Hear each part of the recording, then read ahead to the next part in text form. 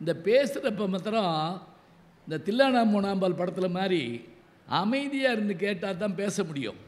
நீங்கள் தில்லானா மூணாம்பாலில் அவர் வாசிக்கிட்டு இருக்கப்போ ஒரு வெடி போடுவாங்க, பார்த்துருக்கீங்களா? உடனே என்ன செய்வார் அவர்? டக்கு கொஞ்ச நேரம் பார்ப்பார். அதுக்குள்ளே பாலையா டக்குன்னு யாராவன் ஞான சூனியம் அப்படிம்பார். அப்புறம் அவர் வாசிக்கிறத நிப்பாட்டிடுவார். நிப்பாட்டிட்டு எந்திரிச்சிடுவார். இவங்க அப்போ தான் பத்மினி வருவாங்க, பார்ப்பாங்க. கொஞ்சம் இருந்து நீங்கள் இதை என்னுடைய நாட்டியத்தை பார்க்கணுன்னு, எந்த வேட்டு சத்தத்துலையா அப்படின்னு கேட்பார். ஏன் வேட்டு சத்தத்தில் ஆட முடியாதா? ஆர்ப்பரிக்கும் அலையின் ஓசைகள், அதே போல் நீர்வீழ்ச்சியினுடைய ஓசை, இதிலெல்லாம் நம்ம ஆட முடியாதா, பாட முடியாதான்னு? ஆடு அப்படின்ட்டு போயிடுவார் அவர். அது உண்மைதாங்க. மன லயிச்சு பேசுகிற மாதிரி இல்லை. இப்போ எங்களுக்கு என்ன சிரமம்னா, இந்த கல்யாண வீடுகளில் எங்களை பேச கூப்பிடுவாங்க. அது ஒரு தற்கொலை முயற்சி. அது யார் பேச்சையும் யாரும் கேட்க மாட்டாங்க, நான் பேசணும். இப்போ சமீபத்தில் ஒரு கல்யாண வீட்டுக்கு போயிருந்தப்போ 3000 பேர் வந்திருந்தாங்க. நான் தான் பேச்சாளை. 3000 பேரும் பேசிக்கிட்டு இருந்தாங்க, நான் உட்காந்துருந்தேன். அதனால் இனிமேல் கல்யாண வீடுகளுக்கு போகிறதுக்கு கொஞ்சம் யோசிப்போம்னு நினச்ச போது இன்னொரு வீட்டில் கூப்பிட்டாங்க. நான் சொன்னேன், அங்கே யாரும் கேட்க மாட்டாங்களே அப்படின்னேன். அவர் கேட்க மாட்டேன்ட்டார். இந்த இடத்துல நீங்கள் சிரிக்கணும், சரியா? ஐயோ, ஏன் நிலைமை இப்படி ஆகி போச்சு பாருங்க. என்ன தெரியுங்களா, டிவியாக பார்த்து பார்த்து பார்த்து நீங்கள் டிவிக்கு கைதட்ட மாட்டீங்கல்ல, அது மாதிரி ஆயிட்டோம். ஆள் நின்னாலுமே டிவியில் தான் வர்றாரு. இந்த வேற போட்டு வச்சுட்டாங்க. இது யார் கேட்டால்? இப்போ நான் தான் நேரம் தெரிகிறேன்ல. என்ன சைதாப்பேட்டையில் இருந்தால் பார்க்க போகிறாங்க என்னைய? இப்போ அது என்ன கஷ்டம் தெரியுங்களா? இந்த லிப்பு சிக்ரனைஸ் ஆகாது. நான் ஒரு பக்கம் பேசுவேன், அது ஒரு பக்கம் தெலுங்கு படம் மாதிரி பேசிக்கிட்டு இருக்கோம். நல்ல வேளை நிப்பாட்டாங்க, ரொம்ப நன்றி. சொல்ல சொல்ல கேட்குறாங்களே, அருமையாக இருக்கு. அங்கே நான் சொன்னேன், யாரும் கேட்க மாட்டாங்களே அப்படின்னேன். அவர் சொன்னார், பரவாயில்ல நீங்கள் வாங்கன்னு கூப்பிட்டு போய் அதே தான் நடந்துச்சு. பொண்ணு மாப்பிள்ளைய தாலி கட்டி முடிச்ச உடனே என் கையில் மைக்கை கொடுத்துட்டாங்க. எங்கேயாவது போடியம் இருக்குது, ஹேண்ட் மைக்கை வச்சுக்கிட்டு பேசணும். பெரியோர்களே தாய்மார்களே 2 வாரத்தை தான் சொன்னேன். 300 பேர் மேடைக்கு ஓடி பொண்ணு மாப்பிள்ளைக்கு பரிசு கொடுக்குறோம்னு. அது எங்கள் ஊர் பக்கம்லாம் நல்ல மொய் செய்வாங்க. இப்போ யார் இங்கே பொக்கேன்னு கண்டுபிடிச்சாங்கன்னு தெரில. இப்படி வாங்கி அப்படி போட்டு அப்படி போயிடுறாங்க. இந்த காசெல்லாம் கொடுக்கணும், பொண்ணு மாப்பிள்ளைக்கு பொண்ணு அது இதெல்லாம் செய்யணும். சரி இருக்கட்டும், எல்லாம் பொண்ணு மாப்பிள்ளைக்கு பரிசு கொடுக்குறோம்னு கூட்டம் மேடைக்கு ஓடி என்னையை தள்ளிக்கிட்டே போகிறாங்க. அங்கிட்டு நின்று பேசு, இங்கிட்டு நின்று பேசு, இங்கிட்டு. நானும் விடலை. தமிழ் படித்தவன் பாருங்க, அங்கே 10 பாட்டு, இங்கே 8 தொகை, இங்கே குறுந்தொகை, ஏன்னா பெருந்தொகை வாங்கிட்டேன் பேசுகிறதுக்காக. அந்த கூட்டத்தில் ஒரு பாட்டி என்கிட்ட என்னை இப்படி தோளில் தட்டி, அந்த ரூம்குள்ளே போய் பேசியா ஒருத்தருமே இல்லை அப்படின்னு சொல்லிச்சு. அது எவ்வளவு நல்ல கிளவி பார்த்தீங்களா? தனியாக பேசுகிறவன் இங்கே பேசுகிறேன்னா அங்கே பேசுகிறேன். நான் இருக்கட்டும், பேசுகிறப்ப எப்போவுமே என்ன அப்படின்னா, வானொலியில் பேசுகிறது ஒரு வகைங்க. அங்கே யாரும் இருக்க மாட்டாங்க, நம்மளாக தான் பேசணும், எல்லோரும் இருக்கிறதா நினச்சிக்கிறணும். அதில் இன்னொன்று என்னென்னா, வானொலியில் பேசுகிறப்போ உள்ளேருந்து ஒருத்தர் நமக்கு சைகை காட்டிக்கிட்டே இருப்பார். முடிக்க வச்சு சொல்கிறப்ப அப்படிம்பார். அதே மாதிரி இப்படி டைம் காட்டுவார். இதெல்லாம் பார்க்கணும். ஒரு தடவை ஒரு நாட்டுப்புறத்து பாடல்கள் பாட வந்தவங்க, அவங்க இதெல்லாம் பழக்கம் இல்லாதவங்க, அவங்க உள்ளேருந்து அப்படின்லாம் காமிக்கிறாரு. ஒன்றும் நடக்கலை. அவர் அப்படின்னாரு. அவர் எந்திரிச்சு ஒடியான்ட்டார், கூப்பிடுறாராக்குன்னு சொல்லி. இது பரவாயில்ல. நாதஸ்வரம் வாட்ச ஒருத்தர் ரொம்ப லயிச்சு கண்ணை மூடி வாட்சி அவர் சொல்கிறத கவனிக்கவே இல்லை. டைம் முடிஞ்சு போச்சு. அப்புறம் அவர் என்னென்னமோ செஞ்சு பார்த்துட்டு இப்படின்னு சொல்லி டைம் முடிஞ்சுன்னு காட்டுறாரு. இவர் நாதஸ்வரத்தை சுற்றி சுற்றி வாசிக்கிறாரு. இப்படி கேட்குறாராக்குன்னு நினச்சி. அங்கே பேசுகிறது ஒரு வகை. ஆனால் பேச்சு பேசுகிறதாருன்னா முதல்ல ஆட்கள் முன்னாடி உட்கார்ந்து கேட்கணுங்க. இப்போ மேடையில் பெரியவங்க இருக்காங்க, முன்னாடி தலைவர் இருக்காங்க, மற்றவர்களாக இருக்காங்க. வெளியிலேருந்து வரணும். 2000 வருஷத்துக்கு முதல்ல திருவள்ளுவர் சொன்னார், பேச்சு எப்படி அமையணும் அப்படின்னா, கேட்டுக்கிட்டு இருக்க ஆளை கட்டி போடணும், கேளாதவர்கள், இந்த பேச்சை கேளாதவர்கள் ஐயோ நல்ல பேச்சை கேட்க முடியலையே அப்படின்னு வருத்தப்படணும். இதுதான் பேச்சு. கேட்குறவங்க மகிழணும், கேளாதவங்க வருந்தணும். இதில் கேளார் அப்படின்னா வெறும் கேட்காதவங்கன்னு அர்த்தம் இல்லைங்களா? அதுக்கு என்ன அர்த்தம் தெரியுமா? பகைவர்னு ஒரு அர்த்தம் இருக்குது. இப்போ யாதும் ஊரே யாவரும் கேளீர் அப்படின்னா அதுக்கு சுற்றத்தார்னு அர்த்தம். கேளார்னா பகைவர்னு அர்த்தம். பகைவனாக இருந்தால் கூட அவனும் விரும்புகிற மாதிரி உட்காந்து பேசணுமா. இப்போ பாருங்கள், இது நடக்குமா? நமக்கு பிடிக்காதவன் பேசுனா என்ன செய்வான்? அவன் போட்டுமியா அப்புறம் வர்றேன் அப்படின்னு சொல்லி தானே வருவான். ஆனால் அவங்களையும் இழுத்து உட்கார வைக்கணுமா. அதுதான் அந்த பேச்சுக்குரியது. அதில் முதல் ஒரு சொல் பாருங்க, கேட்டார் பிணிக்கும் தகையவாய். இந்த கேட்டாருக்கு நீங்கள் ஞாபகம் வச்சுக்கோங்க, இதுக்கு ஒரு சொல்லுக்கு பரிமையில் அழகர் அப்படி எழுதுவாருங்க. ஒரு சொல்லுக்கு கேட்டார்னு என்ன தெரியுமா? ஏற்கனவே இந்த பேச்சை கேட்டிருந்தாலும் வரி மாறாமல் நாங்கள் பேசினாலும் திரும்பவும் கேட்கலாம் என்கின்ற ஒரு ஆர்வத்தை தூண்டுவது தான் பேச்சான். இப்போ இன்றைக்கெல்லாம் எங்களுக்கு என்ன சிரமம் தெரியுங்களா? முந்தி 10 ஜோக் இருந்தால் நாங்கள் 10 வருஷம் பிழைச்சிருவோம். இப்போ அப்படி இல்லை. இப்போ ஒன்று சொல்லி முடிக்கிறதுக்குள்ள அது வந்துடுது. அதை இன்னொரு ஆள் வேறு சொல்லிடுறாரு. அதனால் நான் சொன்னால் அவர் தான் கேட்குறாங்க. எனக்கு ஞாபகம் இருக்குது, ஒரு 20 வருஷத்துக்கு முதல்ல, நான் 25 வருஷத்துக்கு முதல்ல மதுரையில் பேசிட்டு மறுநாள் சேலத்துக்கு போகிறேன் ஒரு ரோட்டரி கிளப்பில் பேசுகிறதுக்கு. பேசி முடித்தோடனே எல்லோரும் கை கொடுத்தாங்க. அதில் ஒருத்தர் எனக்கு கிட்ட இதே பேச்சு தான் நேற்று மதுரையில் பேசுனீங்க அப்படின்னு கேட்டார். நான் உடனே அவரை திருப்பி கேட்டேன், உன்னை யார் இங்கே வர சொன்னா? நான் தான் ஊராக போகிறேன், நீ எதுக்கு வர்ற? ஆப்ரேட்டர் முத நாளே படம் பார்த்துடுவார், அதுக்காக 100 நாள் ஓட்டாம விடுவாரா? நாங்கள் பேசிதான் ஆகும். ஒரு தடவை கேட்டிருந்தா கூட அந்த கேட்டவர்களை மீண்டும் கேட்குமாறு அமர செய்யணும். கேட்பார் இல்லை. கேட்பார்னா யாருன்னா எதிர்காலம். இவ்வு எதிர்கால சொற்கள். இட்டு இட்டு இரு இறந்த கால சொற்கள். நீங்கள் இதுக்காக எந்திரிச்சு போயிடக்கூடாது, இலக்கணம் ஆரம்பிச்சிட்டாங்க போட்டிருக்கு அப்படின்னு சொல்லி போகக்கூடாது. அதாவது ஒன்றும் இல்லைங்க, உண்டான் சாப்பிட்டான் அப்படின்னா அது இறந்த காலம். உண்பான் எதிர்காலம். உண்ணுகின்றான் நிகழ்காலம். இந்த நிகழ்காலத்தில் ஒரு பாட்டில் ஒரு சொல்ல வைக்கிறது சாதாரணம் கிடையாது. ஏன் அப்படின்னா, வந்தான் போனான்னு எழுதுறது ஈஸி, வருவான் போவான்னு எழுதுறது ஈஸி, வந்து கொண்டிருக்கிறான் அப்படின்னு எழுதுறது ரொம்ப கஷ்டம், மீட்டரில் நிற்காது. ஆனால் ஐயா அவர்கள் சொன்னாங்கள்ல கண்ணதாசனை பற்றி, கண்ணதாசன் ஒரு பாட்டு முழுக்க அப்படி எழுதிப்பார். தெரியுமா உங்களுக்கு? அழகு சிரிக்கின்றது அப்படின்னு ஒரு பாட்டு இருக்கும். சிவாஜி கணேசன் அவர்களும் சரோஜி தேவியும் பாடுற பாட்டு. அதில் அந்த முழு பாட்டுமே நிகழ்கால இடைநிலையிலே இருக்குங்க. வண்டு வருகின்றது, மலரில் அமர்கின்றது, உண்டு சுவைக்கின்றது, உறங்கி விழுகின்றது, வானம் பொழிகின்றது, பூமி நனைகின்றது. எத்தனை கின்றது யார் எழுத முடியும் சொல்லுங்க பார்ப்போம். இப்போ என்ன தெரியுங்களா, இதை நம்ம கேட்கவே முடியல, இப்படிலாம் எழுத முடியுமா அப்படின்னு சொல்லி. கவிஞனை காட்டில் அதிகமாக யோசிக்கணுங்க ரசிக. முதல்ல ஞாபகம் வச்சுக்கோங்க, படைப்பாளினை காட்டில் அதிகமாக யோசிக்கணும் ரசிகர்கள், நேயர்கள். எப்படி யோசிக்கணும்? என்ன பார்வை உந்தன் பார்வை இடை மெலிந்தால் இந்த பாவை அப்படின்னு காதலிக்க நேரமலையில் ஒரு பாட்டு வரும். ரொம்ப பழசாக சொல்கிறேன்னு பயப்படாதீங்க, இப்போ கூட எடுத்து போட்டு பார்த்துக்கலாம். இந்த பாட்டு ஹிட்டான நேரத்தில் எல்லாரும் பாராட்டுறாங்க. ஒரு தமிழ் புலவர் என்ன பண்ணார், தமிழ் வாத்தியார் ஒரு மாலையை வாங்கிட்டு போய் கண்ணதாசன் கழுத்தில் போட்டிருக்காரு.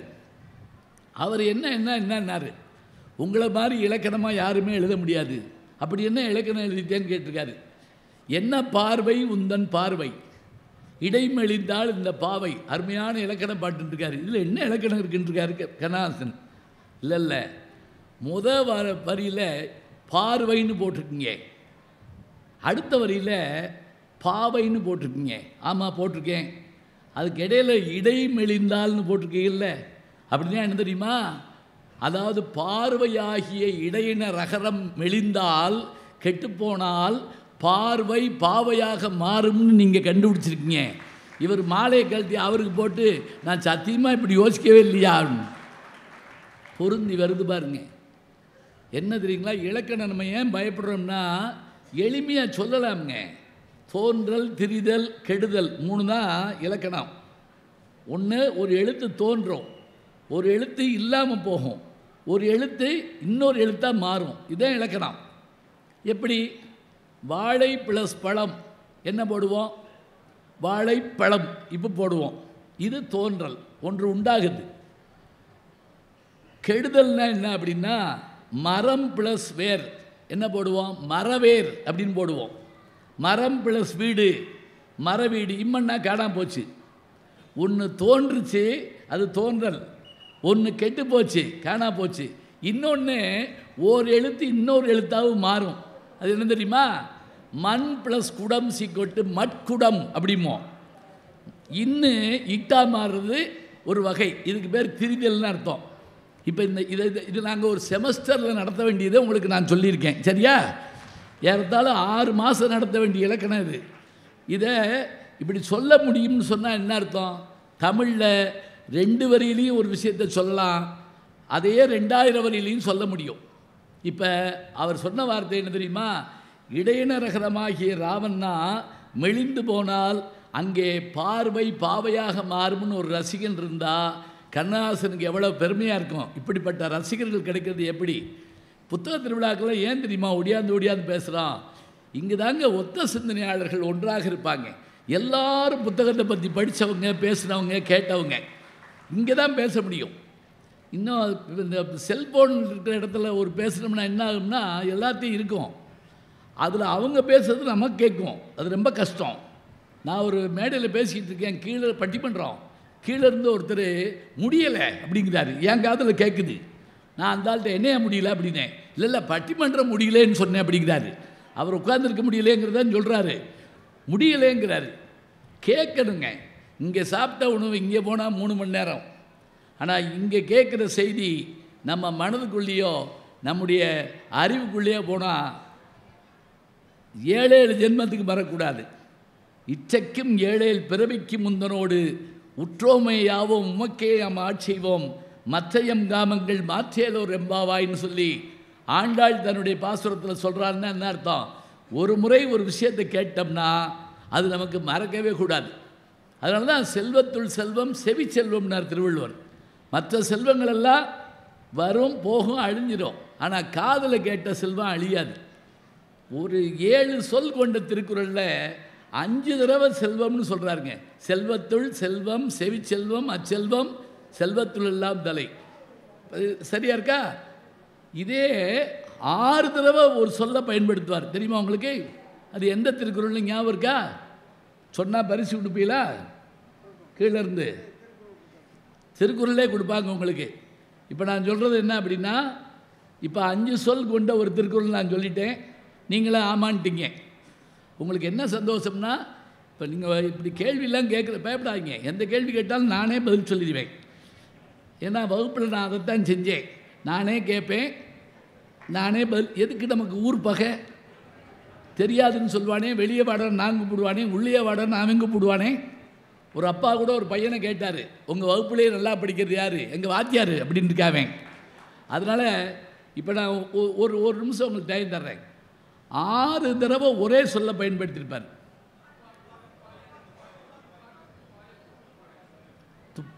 ஆஹா, துப்பாருக்கு துப்பாய அது இல்லை இல்லை இல்லை. இங்கிட்ட யாரோ சொன்னாங்களே பற்றுக. அருமை அருமை. யார் சொன்னா? பயப்படாமல் இருந்திருக்கேன். அவருக்கு ஒரு திருக்குறள் பத்திரம் கொடுத்துருங்க. இந்த பாருங்க, பற்றுக பற்றச்சான் பற்றினை அப்பற்றை பற்றுக பற்று விடற்கு. 6 தடவை ஐயா வாங்கிக்கங்க, நான் தரேன். 6 தடவை இதை சொல்கிறார். இது என்ன தெரியுமா? நம்முடைய பற்றுக்கள் எல்லாம் விட வேண்டும் என்று சொன்னால், பற்றுக்களை எல்லாம் விட்டவனுடைய பாதத்தை பற்றி கொண்டால் நமக்கு பற்றுகள் விட்டு போகும். எப்பா என்ன போடுங்கிறீங்க? திரும்ப திரும்ப திரும்ப ஒரே சொல்ல சொற்பொருள் பின்வரி நிலை அணி அப்படின்னு இதுக்கு பேருங்க. ஒன்றும் இல்லைங்க. இப்போ மனுஷனுக்கும் குரங்குக்கு என்ன வித்தியாசம்? என்ன அப்படின்னு கேட்டால், ஒரு குரங்கு ஒரு மரத்தில் ஏறுதுன்னு வச்சுக்கங்களேன், அது இன்னொரு கொப்புக்கு போகிறதா இருந்தால் இந்த கொப்புலேருந்து அந்த கொப்புக்கு அப்படி மழிச்சுன்னு தவும். இதை விடும், அதை பிடிக்கும். விட்டு பற்றும் குணமுடையது குரங்கு. நம்ம மனுஷன் என்ன செய்வோம் தெரியுமா? இந்த கொப்பில் உட்காந்து அதை ஆட்டி பார்ப்போம், தாங்குதான்னு தெரிஞ்சாதான் இதை விடுவோம், அப்புறமேலே அதை பிடிப்போம். அப்போ முதல்ல என்ன செய்வோம் அப்படின்னா, அதை பற்றி கொண்டு தான் இதை விடுவோம். எப்போ அப்படின்னு பார்த்தா, இது தாங்குதான்னு தெரிஞ்சுக்கிட்ட பிறகு. குரங்குக்கு மனுஷனுக்கு உள்ள வித்தியாசம் அதுதான். அது விட்டு பற்றும் குணமுடையது, மனிதன் பற்றி விடும் குணமுடையவன். அதனால் திருவள்ளுவர் என்ன செஞ்சார்னா, விட்டுருகன்னு முதல்ல எழுதலை, பற்றுகன்னு எழுதினார். பிடிச்சிக்கப்பா அப்படி உடனே கொண்டா அப்படிப்போம். இப்போ தூங்குகிற பிள்ளையை எழுப்புறதுனா எப்படி எழுப்பணும்? இதை சாப்பிட்டு படுத்துக்கொண்டா படாருன்னு எந்திரிப்பாங்க சில பேர், பார்த்துருக்கீங்களா? இல்லைன்னா இன்றைக்கி லீவ் போட்டிருக்கே அப்படின்னா எந்திரிச்சு உட்காருவாங்க. அவனுக்கு ஒரு இன்பமான செய்தி காதில் கேட்கணும். பழைய படம் ஒன்றில் தங்கவேல் தூங்கிட்டு இருப்பார், ஒருத்தர் வந்து அடித்து எழுப்புவான். எந்திரிச்ச உடனே சொல்லுவார், அட பாவி, இப்போ தாண்டா கனவுல இலை போட்டாங்க, அதுக்குள்ளே எழுப்பிட்டியாடா அப்படிம்பார். கனவுல கூட சாப்பிட விட மாட்டேங்கிறான் சில பேர். இப்போ பாருங்க, பற்றுக முதல் வார்த்தையே இந்தா பிடிச்சிக்கோ. பற்று விடணுங்கிறதுக்காக சொல்கிறப்ப முதல்ல பற்றுக. எதை ஒரு கேள்வி கேட்போம்ல, பற்றற்றான் பற்றினை, பற்றுக்களையெல்லாம் விட்டான்ல அவனுடைய பாதத்தை. எதுக்காக? அடுத்த கேள்வி கேட்போம். உன்னுடைய பற்றுக்கள் எல்லாம் விட்டு போவதற்காக. அவ்வளோதாங்க. 6 முறை இதை பயன்படுத்துகிறாரு, 5 முறை இதை பயன்படுத்துகிறாருன்னா என்னென்னா, திரும்ப திரும்ப ஒன்றை சொல்வதனுடைய நோக்கம் என்ன என்றால் பதிய வேண்டும் என்பதற்காகத்தான். எங்கள் ஊர் பக்கம்லாம் வள்ளி திருமண நாடகம், எனக்கு தெரிஞ்சு வள்ளி பிறந்த காலத்துலேருந்து அந்த நாடகம் போட்டுக்கிட்டே இருக்காங்க. இன்றைக்கி கூட்டம் போகுங்க. அவங்களுக்கு என்ன அந்த கதை தெரியாதா? கதை தெரியும். இந்த வள்ளி யார், அந்த முருகன் யார், இவர் எப்படி நடிக்கிறாரு, அவர் எப்படி நடிக்கிறார். எங்கள் ஊர் டிஆர் மகாலிங்கம், நான் எனக்கு சொந்த ஊர் சோழவன் தான். தெங்கரை அவர் ஊர், வடகரை எங்கள் ஊர். டிஆர் மகாலிங்கம் வள்ளியாக வந்து யூஆர் ஜீவரத்தனம்னு ஒரு அம்மா. அந்த காலத்தில் என்ன தெரியுங்களா, ஊர் பேர், அப்பா பேர், நம்ம பேர் அப்படி தான் வைப்பாங்க. இப்போ உதாரணமாக யூஆர் ஜீவரத்தனம்னா ஊஞ்சலூர் அந்த அம்மாவுடைய பேர், அந்த ஊர். அது ஊஞ்சலூர் தான் அந்த அம்மா. அதுக்கு முதல் ஊர் தான் கொடுமுடி, கேபி சுந்தராம்பாள் ஊர். கொடுமுடி பாலாம்பாள் சுந்தராம்பாள். இப்போ எம்எஸ் சுப்புலட்சுமினா மதுரை சண்முக வடிவு சுப்புலட்சுமி அம்மா பேர். பாருங்க, அம்மா பேர், ஊர் பேர், அம்மா பேர், அவங்க பேர். வேற ஒன்றும் வேண்டாம். மருதூர் கோபாலமேனன் ராமச்சந்திரன் கேள்விப்பட்டிருக்கீங்களா? யார்? எம்ஜிஆர். மருதூர் கோபாலமேனன் ராமச்சந்திரன். பாருங்கள், அந்த டிஆர் மகாலிங்க எதுக்கு சொல்கிறேன் அப்படின்னா, அவர் முருகனாக வந்து யூஆர் ஜீவரத்னம் வள்ளியாக வந்து பாட ஆரம்பித்தாங்க. மைக்கே இல்லாத காலத்தில் கூட 8 ஊருக்கு கேட்கும். வந்து அப்படி மணலில் உட்காந்து நாடகத்தை பார்த்தோம்னா அவ்வளோ சந்தோஷமாக இருக்குங்க. அதுவும் அந்த பொரிகடலையோ அல்லது கடலப்பருப்போ எதையாவது வாங்கி தின்னுக்கிட்டு பார்க்குறோம்ல, அருமையாக இருக்கும், நல்ல ரசனையோடு. இப்போ அது வெளியில் செய்யலாம். இப்போ சினிமா தேட்டரில் என்ன செஞ்சு விட்றாங்கன்னா, நல்ல காட்சி வர்ற நேரம் பார்த்து நம்ம பக்கத்தில் எவனாவது உட்காந்து என்னத்தையாவது தின்னுக்கிட்டு இருக்கேன், பார்த்துருக்கிட்டேன். இந்த ராஜபாட்டு ரங்கதுரைன்னு ஒரு படத்தில் அவ்வளவு சோகமாக ஒரு பாட்டு இருக்குங்க. அம்மம்மா தம்பி என்று நம்பி அவன் உன்னை வளர்த்தான்ங்கிற பாட்டில் அப்படியே கண்ணீர் மல்கும் நமக்கு. அதை நான் பார்த்துக்கிட்டு இருக்கேன். ஒருத்தர் முறுக்கு வாங்கி கருக்குன்னு தின்னுக்கிட்டு இருக்கேன் என் பக்கத்தில். நான் கோபத்தோடு அவனை பார்க்குறேன்.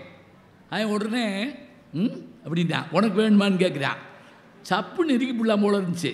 ஏன்டா அந்த நாச்சுவைக்காகவா பிறந்தோம்? இது வேணும் தான், இல்லைன்னு இல்லை.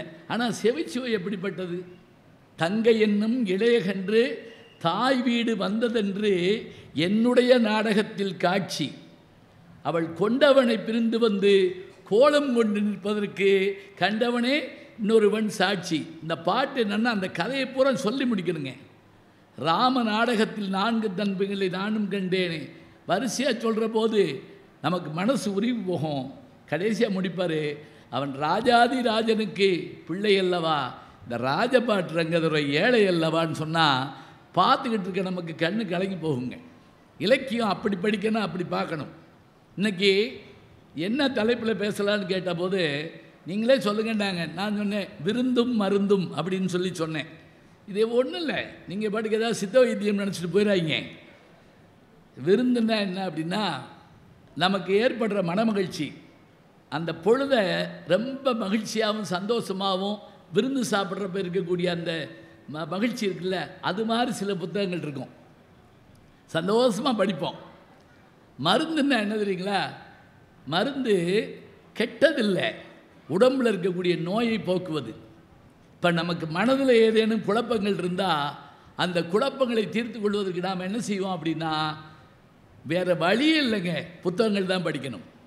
மகாத்மா காந்தி ஒரு முறை லியோ டால்ஸ்டாய்க்கு ஒரு கடிதம் எழுதினாராம். எப்படி? அவர் குருநாதர் லியோ டால்ஸ்டாய் எழுதுகிறாரு, நான் மன குழப்பங்களால் வருத்தமுற்றிருக்கிறேன், தாங்கள் ஏதேனும் அதற்கு ஒரு வழி சொல்ல வேண்டும். அவர் உடனே அந்த கடிதம் எழுதுகிறாருங்க. எப்படி?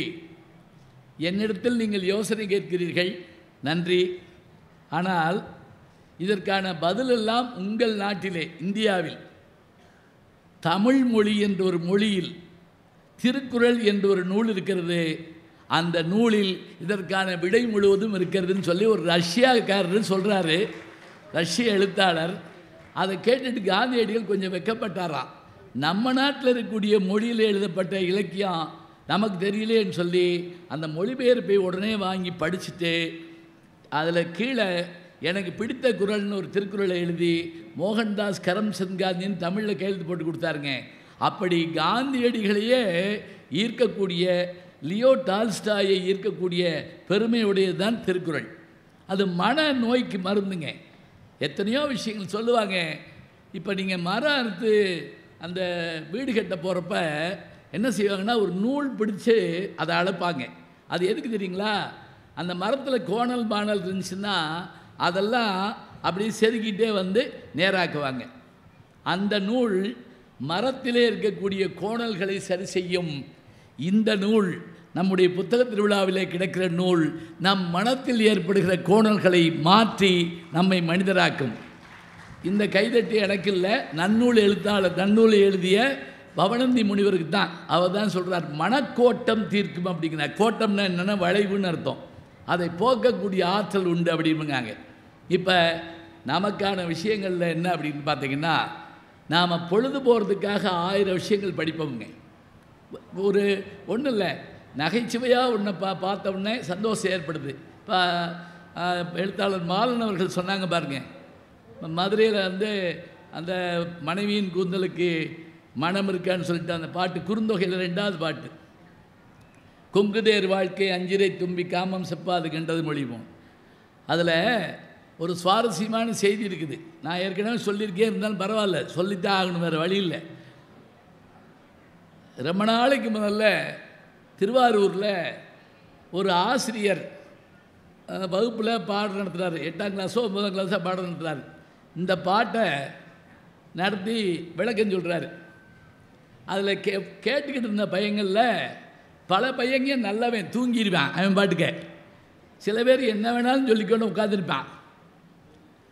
நான் படிக்கிறப்போ ஒரு பையன் ஹாஸ்டலில் படுத்துங்கிறப்ப கூட ஒரு வாத்தியாரை பேரை சொல்லி அவரை கூட்டுவாங்க. ஏன்னா அவர் நடத்தினா தான் அவனுக்கு தூக்கம் வரும். அப்படி ஒரு அவன் அடிக்ட் ஆகிட்டான். அவர் குரலை கேட்டால் தான் அவனுக்கு தூக்கம் வரும். இருக்கட்டும், ஒரு கணவன் தூங்கிட்டு இருந்திருக்காங்க, அந்த மனைவி வந்து அடித்து எழுப்பியிருக்காங்க.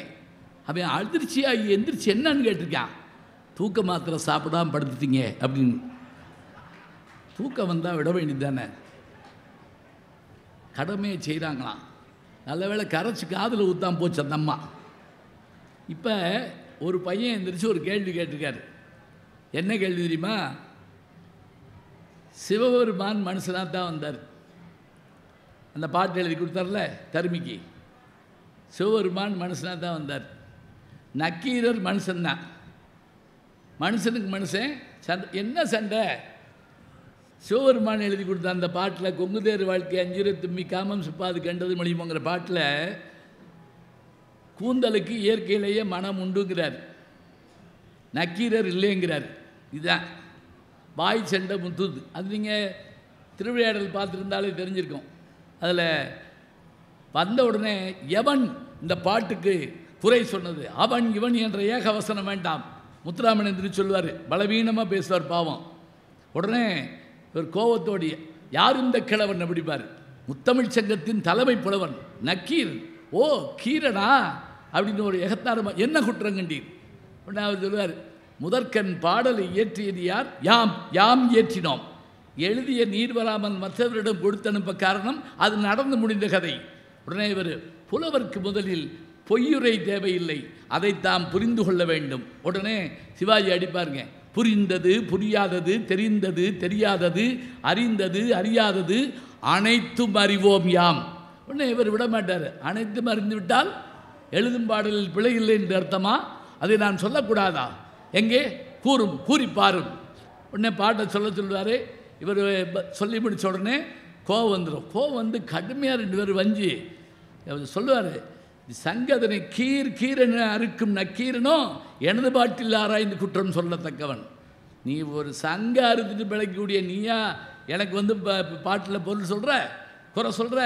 உடனே அவர் அடிப்பார், சங்க இருப்பது எங்கள் குலம், எனக்காவது ஒரு வேலையும் ஒரு தொழில் இருக்குது, சங்கரனார் கேது குலம் வந்திருக்கிறது யாருன்னு தெரிஞ்சுக்கிட்டாரு. உனக்கு என்ன இதுன்னே கிடையாது, ஏதவன் ஊர் ஏதவன் பேர் ஆருற்றார் ஆராயலார், அப்பா அம்மா கிடையாது, ஒன்றும் கிடையாது. அப்படி இருக்கப்ப சங்கருப்பது எங்கள் குலம், சங்கரனார் கேது குலம், சங்கை அறிந்துண்டு வாழ்வோம் அரணே, உன்போல் இறந்துண்டு வாழ மாட்டோம். உடனே மாதிரி பிச்சை எடுத்து பழக்க மாட்டேறாங்க. ஏன்னா சிவபெருமான் கையில் ஓட தூக்கிட்டு அலைஞ்சார் நமக்கு தெரியும். இப்போ தான் அவர் என்ன செய்கிறாரு, சட்டார்னு நெத்திக்கண்ணை திறந்துறார். அந்த பையன் என்ன கேள்வி கேட்டான் தெரியுமா? இவரும் மனுஷன்தான் அவரும் மனுஷன்தான், இவரை 2 அடி அடிச்சிருக்கலாம், தூக்கி போட்டு மிதிச்சிருக்கலாம். ஆனால் எதுக்காக சுப்ரீம் பவரை காட்டினார்? திடீர்னு என்ன நெத்திக்கண்ணுன்னு ஒன்றை திறந்து அவனை ஏன் எரிச்சார்? வாத்தியாருக்கு அப்படியே பயமாக போச்சு. ஏன்னா அது சிலபஸில் இல்லை. இப்போ சிலபஸில் இல்லாத கேள்வி கேட்டால் எங்களுக்கு உதறும். நான் பிட்டுக்கு மண் சுமந்த கதையை சொல்லிக்கிட்டு இருந்தேன், அதையும் சொன்னார் ஐயா. பிட்டுக்கு மண் சுமந்த கதை, அது சிவபெருமான் மீது பட்ட அடி, அந்த மன்னன் முதற்கொண்டு மந்திரி, குதிரை, யானை, தாய், வயிற்றில் இருக்க குழந்தை எல்லார் மீதும் பட்டது. இதை கேட்டுக்கிட்டு இருந்த ஒரு பையன், எல்லார் மேலேயும் படித்தான்னு கேட்டான். ஆமாம் அப்படின்னேன். அப்போ அவர் சாப்பிட்ட புட்டு எல்லாருக்கும் போய் சேர்ந்துச்சான்னா, நீ உட்கார முதல்ல அப்படின்ட்டேன். அது போய் சேர்ந்துச்சுன்னு இருக்கேன். ஆனால் சமீபத்தில் ஒரு கவிதையிலங்க, எல்லார் மீதும் அந்த அடி பட்டது, அந்த வந்திக்கிழவியின் முதுகில் மட்டும் அந்த சுவடு இல்லை. சீனு ராமசாமி எழுதுகிறாருங்க ஒரு கவிதையில், இயக்குனர் சீனு ராமசாமி. சரி இருக்கட்டும் விடுங்க, இதை படித்தோம்னா அது மறந்து போயிடும். அங்கே வாங்க, ஏன் இவர் வந்து நெத்திக்கு என்ன திறந்து காமிச்சார்? இப்போ வாத்தியார் கொஞ்சம் தயங்கிட்டு அப்புறம் பதில் சொல்லியிருக்கார். நான் சொல்கிற கதை புரியுதில்லை, என் கூட தானே வர்றீங்க? ஏன்னா நடுவில் இப்படி கேள்வி கேட்பேன், தயாராக தான் உட்காந்துருக்கணும். அப்போ அவர் சொன்னார், அவர் ஏன் நெத்திக்கண்ணை திறந்து காமிச்சார்னா, அவர் எரிக்கணும்லாம் நெத்திக்கண்ணில் திறக்கலப்பா, 2 பேருக்கு சண்டை வந்தப்போ முக்கியமான ஒரு விஷயத்தை விட்டுட்டோம். என்ன அப்படின்னா, இயற்கையிலேயே பெண்களுக்கு கூந்தலில் மனம் இல்லை. யார் சொல்கிறா? நக்கீரர். இருக்குங்கிறாரு சிவபெருமான். சொன்னோடனே இவர் கேட்குறாரு, சிவபெருமான் கேட்குறாரு, இயற்கையிலே கூந்தலுக்கு மனம் உண்டு, உத்தம சாதி பெண்களுக்கு அப்படின்னு கேட்குறாரு. உடனே அவர் நக்கீரர், இல்லை. கலைமகளுக்கு, சரஸ்வதிக்கு இல்லை, அலைமகளுக்கு லட்சுமி இல்லை. இப்படி ஒவ்வொன்றா கேட்டுக்கிட்டு வர்றப்ப அவர் கேட்காமலே இவர் ஒரு வார்த்தையை சொல்கிறார். யார்? நக்கீரர். அவங்களுக்கெல்லாம் இல்லைங்கிறது மட்டுமில்ல, நான் அன்றாடம் வழிபடுகிறேனே இமயவள், உமையவள், பார்வதி, மீனாட்சி, விசாலாட்சி, அவளுடைய கூந்தலுக்கும் இயற்கையில் மனம் இல்லைன்னு சொன்ன உடனே சிவபெருமான் கொஞ்சம் தயங்குறாரு. ஏன் மனைவி கூந்தலில் வாசனை இல்லைன்னு இவனுக்கு எப்படி தெரியும்? அப்போ தான், எப்பா வந்திருக்கத அந்த அம்மா புருஷன்தாண்டா அப்படின்னு காட்டுறதுக்காகத்தான் அந்த விசிட்டிங் கார்டு மாதிரி அந்த நெத்திக்கண்ணை திறந்தார்னு சொல்லி அந்த ஆசிரியர் சொல்லி அந்த பையனை உட்கார வச்சுருக்கார். அந்த கேள்வி கேட்ட பையன்தான் தமிழகத்தினுடைய மேனாள் முதல்வர் டாக்டர் கலைஞர் அவர்கள். ஞாபகம் வச்சுக்கோங்க. படிக்கிறப்ப எப்படி கேட்டிருக்காரு பார்த்தீங்களா? பதில் சொன்னவர் யார் என்று கேட்டால், தேவாரத்துக்கு உரை எழுதிய தண்டபாணி தேசிகர் என்ற ஒரு அற்புதமான மனிதர். இதை யார் சொன்னா தெரியுங்களா? நான் மதுரை காமராஜ் யூனிவர்சிட்டியில் பிஹெச்டி படிக்கிறப்ப இவங்களை போன்ற வெள்ளைவாரனார் இவர் போன்ற பெருமக்கள் வந்து வகுப்பெடுப்பாங்க எங்களுக்கு. அப்பா அவர் இந்த செய்தியை சொல்கிறாரு. அவர்தான் அந்த கேள்வியை கேட்டார், அந்த பதிலை சொன்னது நான் தான் அப்படின்னார். எவ்வளவு சுவாரஸ்யமான விஷயம் இருக்குது பார்த்தீங்களா? நமக்கு தெரியாத ஒரு விஷயத்தை சின்னதாக அப்படி கோடு போட்டு காமிச்சிட்டா போதுங்க, அதை நல்லா ரசிக்கலாம், ரசிக்க வைக்கணும். அப்போ தான் அந்த விருந்து சாப்பாடு எப்படி இருந்துச்சு அப்படின்னு கேட்டால் ஒவ்வொன்றா சொல்ல சொல்ல சொல்ல நமக்கு பசிக்கணும். பொதுவாக விருந்துக்கு போய் வியாதிக்காரன் பக்கத்தில் உட்காரக்கூடாதுன்னு. அது என்ன வியாதிக்காரன்னு வேற ஒன்றும் இல்லைங்க. எனக்கு ஒரு அனுபவம். ஒரு கல்யாண வீட்டில் சாப்பிட உட்காந்துருக்கோம். என் முன்னாடி இலக்காரரு எது வந்தாலும் வேணாங்கிறாரு. அவன் அல்வா கொண்டு வர்றான், சுகர் நோ, அவன் எனக்கு வைக்காமல் போயிட்டான். உருளைக்கிழங்கு வறுவல் வேணாம், வாயு எனக்கு வைக்காமல் போயிட்டான். இப்போ அந்த ஆளை இட்டு நான் சாப்பிடாமல் வந்தேன். இது மாதிரி இருந்தால் எப்படி இருக்க முடியும்? விருந்து சாப்பிட்ற போது நமக்கு அது எப்படி இருக்கணும் அப்படின்னா, அப்படி மகிழ்ச்சியாக இருக்கணும். அது அடுத்தவங்ககிட்ட சொல்கிற போது நல்லாயிருக்கும். தாய் ஒருத்தி இருக்கிறாள், அவள் உறங்காமல் இருக்கிறாள், அந்த வார்த்தை சொன்னார் பாருங்க. அது கொஞ்சம் அதிகமாக சொன்னால் கூட நந்தி கிளம்பகம்னு ஒரு நூல் இருக்குது. இப்படியெல்லாம் ஒரு நூல் இருக்கான்னு கேட்கக்கூடாது. இங்கே இத்தனை ஸ்டால் இருக்குது. நான் பேச பேச பேச போய் பார்த்துட்டு வந்துடணும், வாங்கிட்டு வந்துடணும், என்கிட்ட கையெழுத்து வாங்கணும். அப்போ தான் நான் நம்புவேன். உண்மையை சொல்கிறேன். ஒரு புத்தக திருவிழாவில் நான் பேசுகிற போது சகலகலாவல்லி மாலைன்னு ஒரு நூலை பற்றி சொல்கிறேன். குமரகுருபரர் காசியில் இருக்கக்கூடிய அந்த மன்னன்கிட்ட போய் மடம் கட்டுவதற்கு பணம் கேட்பதற்காக, அவருக்கு தமிழ் தெரியாது, இவருக்கு இந்துஸ்தானி தெரியாது. இவர் என்ன பண்ணுறாரு, சரஸ்வதியை வேண்டுறாரு. 10 பாட்டு, சகலகலாவல்லி மாலை 10 பாட்டு. அதை பாடிட்டு அந்த மன்னனுக்கு புரியுற மாதிரி போய் பேசி அந்த பணம் வாங்கி அந்த மடத்தை கட்டுறார் காசியில். நான் இப்போ காசி போயிட்டு வந்தேன், அங்கே அதை பார்த்தேன், அந்த மடத்தை பார்த்தேன், அந்த பாடின இடத்த பார்த்தேன். 2 புலவர்கள் தாங்க கங்கைக்கரையை தாண்டி அந்த பக்கம் போனவங்க. ஒருவர் 16ஆம் நூற்றாண்டு 17ஆம் நூற்றாண்டில் வாழ்ந்த குமரகுருபரர். மற்றவர் யாருன்னு கேட்டால் நம்முடைய கவிஞர் மகாகவி என்று அழைக்கப்படுகின்ற பாரதியார். அவர் தான் 4 வருஷம் காசியில் இருந்தார். இந்த இடத்துல குமரகுருபரர் மடம் கொஞ்சம் தள்ளி போடாமல் பாரதியாருடைய மாமாவுடைய வீடு அங்கே இருக்குது. நான் 2க்கு போயிட்டு வந்தேன். இருக்கட்டும், அது ஒரு சந்தோஷம். இப்போ குமரகுருபரர் பாடின அந்த 10 பாட்டு இருக்கு இல்லையா, இந்த 10 பாட்டை நான் ஒரு நாள் வகுப்பில் சொல்கிறேன். சொல்லிவிட்டு இந்த 10 பாட்டை மனப்பாடம் பண்ணால் நான் ஒரு பேனா பரிசு கொடுப்பேன்னு சொன்னேன். 60 பேர் கொண்ட வகுப்பு. எனக்கு என்ன நம்பிக்கை தெரியுமா? எவனும் படிக்க மாட்டான், நமக்கு பேனா மிச்சம். என் சோதனை காலம் 60 பேரும் ஒப்பிச்சு விட்டாங்க 10 பாட்டை. 60 பேர் ஒப்பிச்சுட்டான். எப்படி, யாருக்கு என்ன ஆதாரம் தெரியுமா? நான் வந்து மயிலாடுதுறையில் போய் பேச போயிருக்கேன். அங்கே தர்மபுரம் ஆதீன கல்லூரியில் பேசுகிறேன். திடீர்னு சிஓ வர்றான்னு கத்துறாங்க. கல்லூரிக்கு இருக்குடா சிஓ வர்றாருன்னு யோசிச்சா 2-3 வேன் வருது. அவர் இறங்கி வேகமாக வந்து என் காலை தொட்டு கும்பிட்டாரு. நான் நடுங்கி போனேன். பார்த்தா அவர் என்னுடைய மாணவர். அவர் சொல்கிறாரு, ஐயா நான் தான் உங்கள்கிட்ட படித்த மாணவர், இப்போ கல்வி அதிகாரியாக இருக்கேன். உங்களுக்கு ஞாபகம் வர்றதுக்காக சொல்கிறேன், சகலகலாவல்லி மாலை நீங்கள் படிக்க சொன்னீங்கல்ல, படித்து பாடி மனப்பாடம் பண்ணி ஒப்பிச்சு உங்கள்கிட்ட பேனா வாங்கினது நான் தான் சொன்னான்ல, அப்படியே மகிழ்ந்து போனேன் நான்.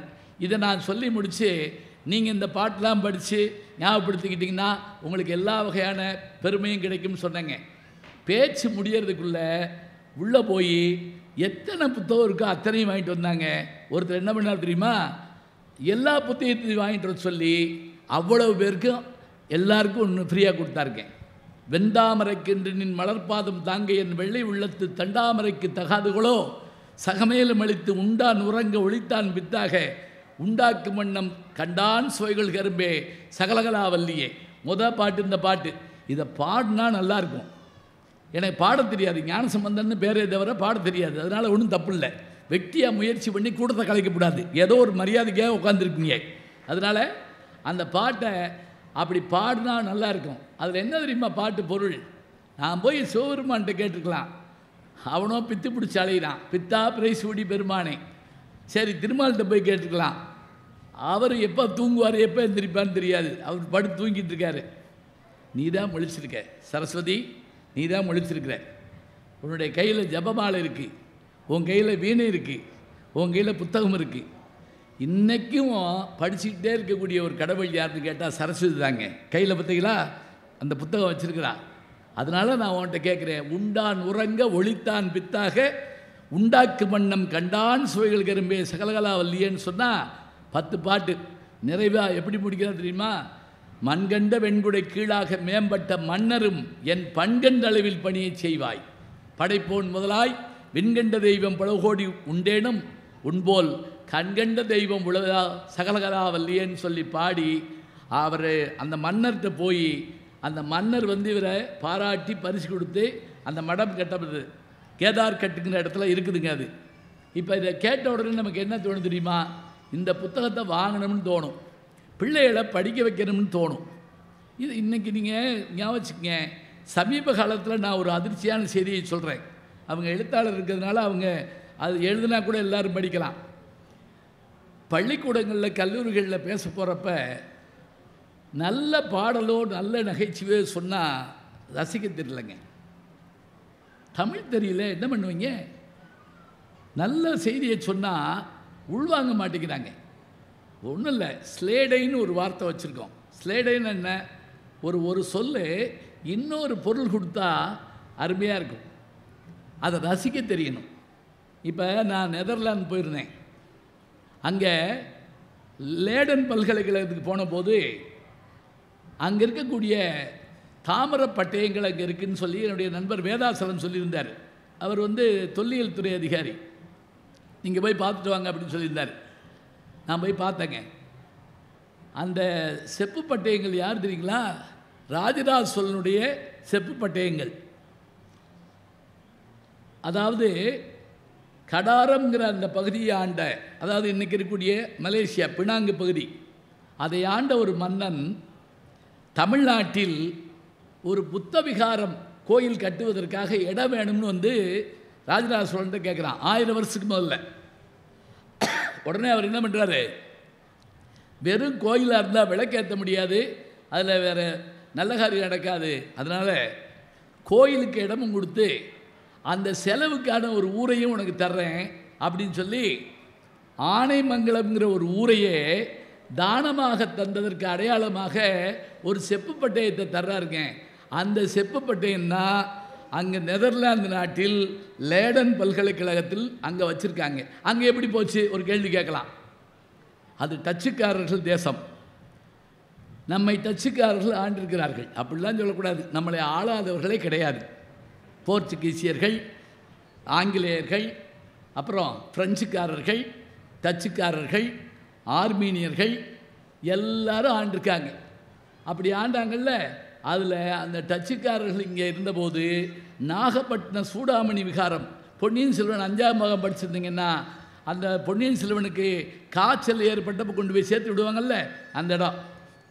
இப்போ அங்கேருந்து அந்த ஏடுகளை அந்த செப்பேடை அவன் பத்திரமாக கொண்டு போயிங்க அங்கே பாதுகாப்பாக அருமையான ஒரு பாதுகாப்பு இதில் வச்சுருக்குறாங்க.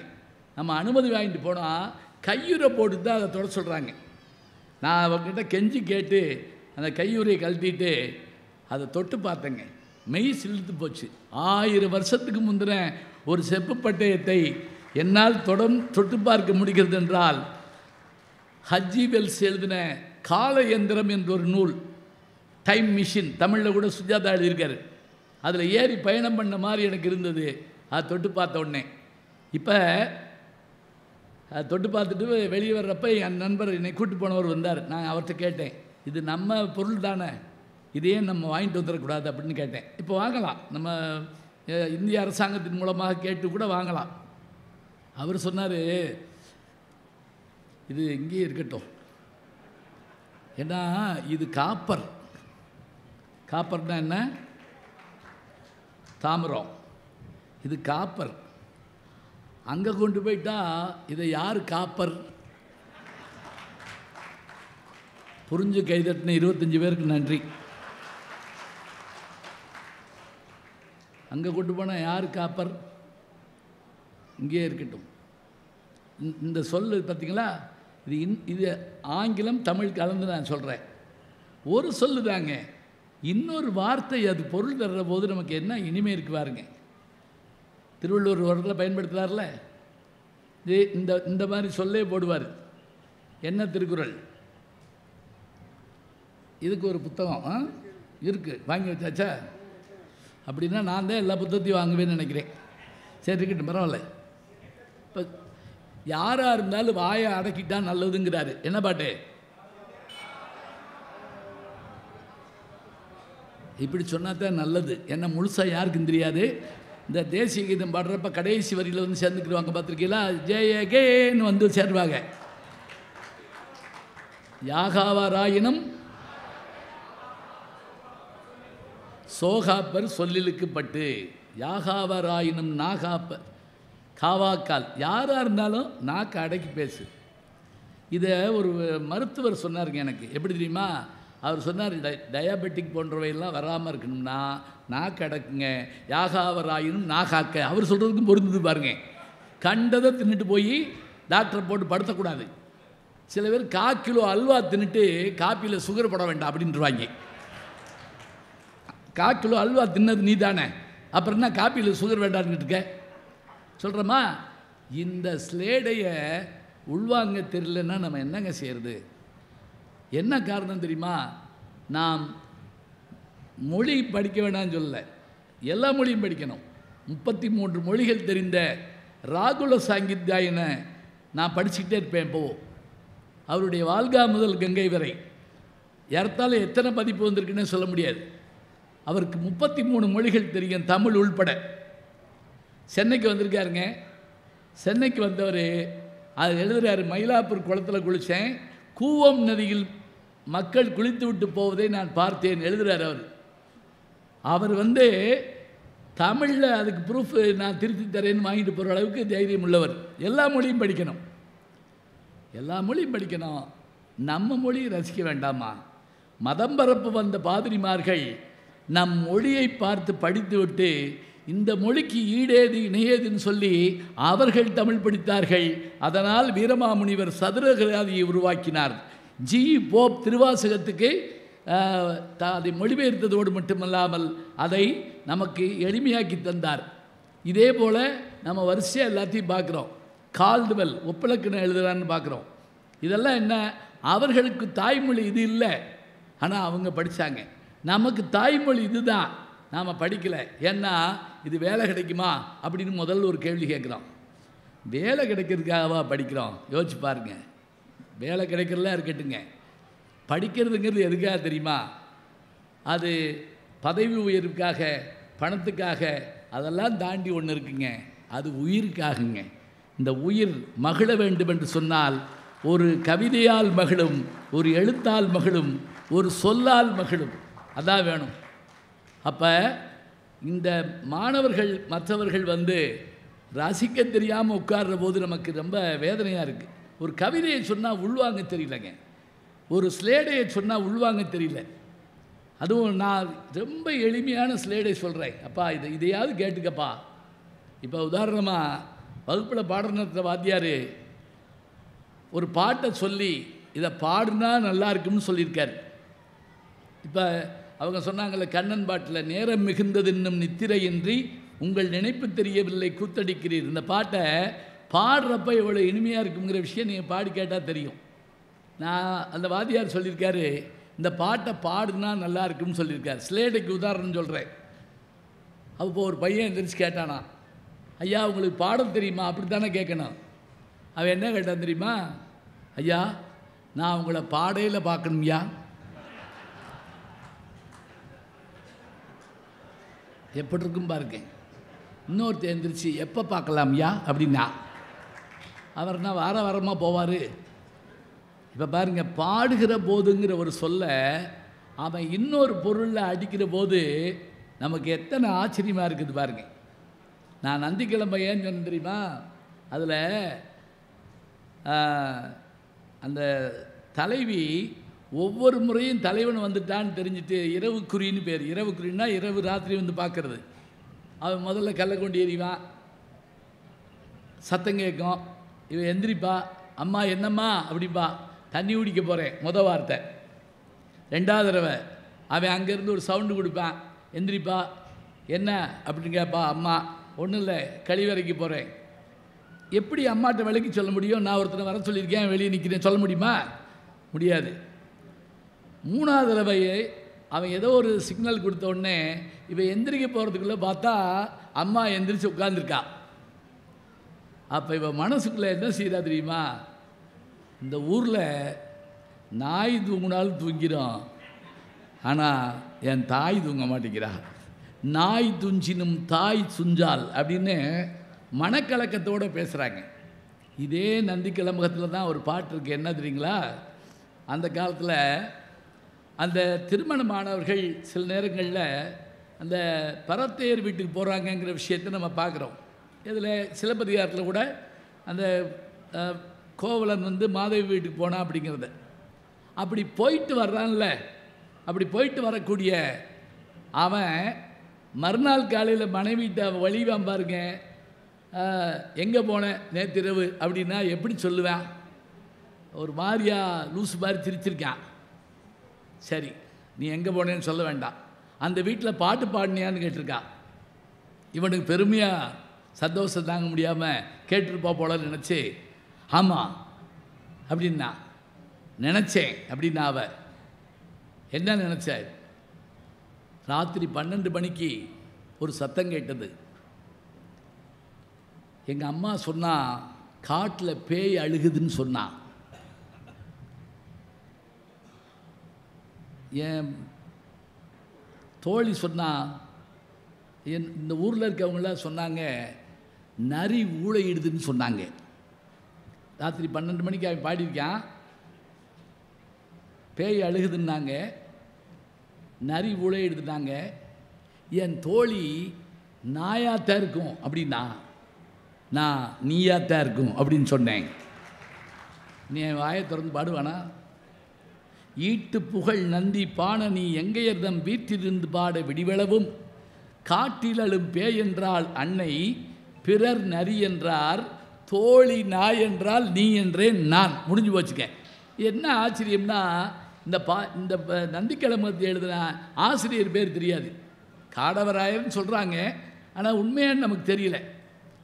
எனக்கு தெரிஞ்சு சங்க இலக்கியங்களில் பல பேருடைய பேர் இல்லைங்க, பாட்டு எழுதின ஆள் பேர் தெரியல.